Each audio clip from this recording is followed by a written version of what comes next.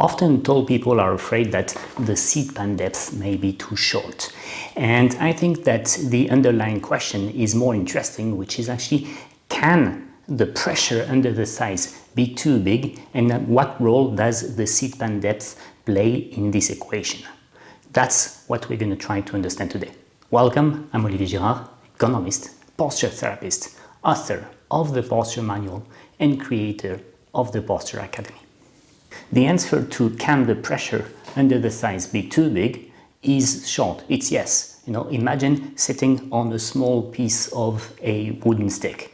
Yeah? Then that would get inside your tissues and that would hurt you within minutes. So you see, in theory, it can be too short. But the determinants of the pressure under the thighs are actually many. The depth of the seat is one, clear. But also the softness of the seat, its shape, i.e. is it a rounded shape, is it a flat shape, or are there some pressure points? And number 4, which is also very important, is how high do you sit?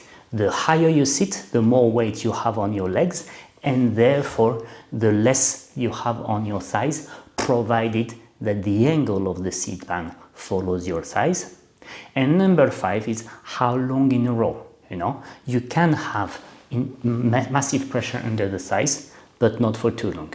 So you see, the seat pan depth is only one of the at least five parameters that will determine the pressure under your thighs. And some chairs are even built with the idea to have a short seat pan depth because it allows you to sit higher than 90 degrees in your knees, like the famous Capisco chair, in which case you have more pressure on your feet, therefore less on your thighs, and although it's shorter, well, it's not sure that it increases the pressure here. On the other hand, I know chairs that I've also reviewed on my channel, check out the card, which are super long, too long, but one, they are too hard, two, you have a metal bar here under the front edge, so although they're extremely deep, they will in everybody cause too much pressure under the thighs.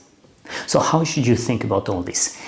You can of course shift the seat pan back and forth if you're tall, but for doing this you need to watch the video on seat pan depth adjustment, because you need to understand that the important parameter is how much pressure you feel behind your belt. So to some extent, you can move the seat pan a bit forward.